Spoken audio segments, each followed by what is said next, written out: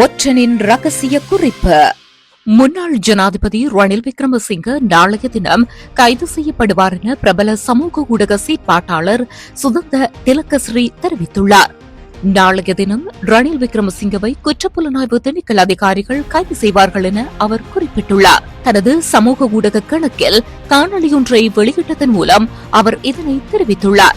நாட்டில் சட்டம் ஒழுங்கு அனைவருக்கும் சமமான அடிப்படையில் அமுல்படுத்தப்படுகின்றது என்பது மீண்டும் நிரூபிக்கப்படுவதாக தெரிவித்துள்ளார்.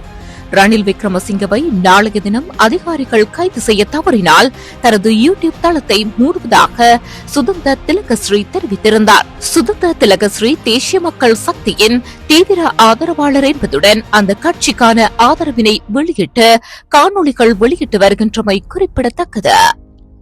பாரிய தாக்குதலுக்காக ஆயுதங்களை மறைத்து வைத்திருந்த 3 தமிழ் இளைஞர்களை கைது செய்ய பயங்கரவாத புலனாய்வு பிரிவு பொதுமக்களின் உதவியை நாடியுள்ளது.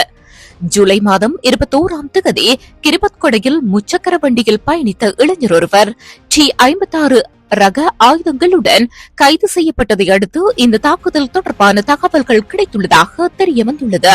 சந்தேக நபரிடம் நடத்தப்பட்ட விசாரணையின் போது தெரியவந்த தகவலின் அடிப்படையில் வவுனியாவில் உள்ள வீடு ஒன்றில் மறைத்து வைக்கப்பட்டிருந்த கைக்குண்டுகளை போலீசார் கண்டுபிடித்தனர். அந்த கைக்குண்டுகள் கொழும்புக்கு கொண்டுவர தயாராக இருந்ததாக தெரிவிக்கப்படுகின்றது. கைக்குண்டுகளை சேமித்து வைத்திருந்த 3 சந்தேக நபர்கள் பற்றிய அனைத்து விவரங்களும் பயங்கரவாத புலனாய்வு பிரிவினரால் தற்போது வெளியிடப்பட்டுள்ளது. அதற்கமைய கைது செய்வதற்காக தேடப்படும் 3 தகவல்களும் வெளியிடப்பட்டுள்ளது.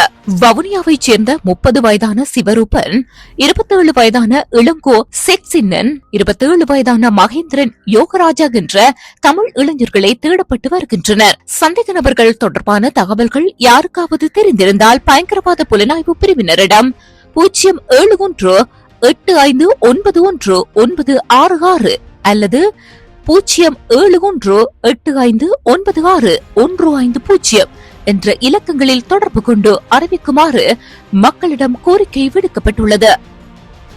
புதிய பயங்கரவாத எதிர்ப்பு சட்டம் மூலம் விரைவில் தயாரிக்கப்பட்டு உறுதி செய்யப்படும் என்றும் அது தொடர்பில் தொடர்ச்சியான செய்திகளை தெரிந்து கொள்ள ஒற்றன் யூடியூப் சேனலை சப்ஸ்கிரைப் செய்யுங்கள்.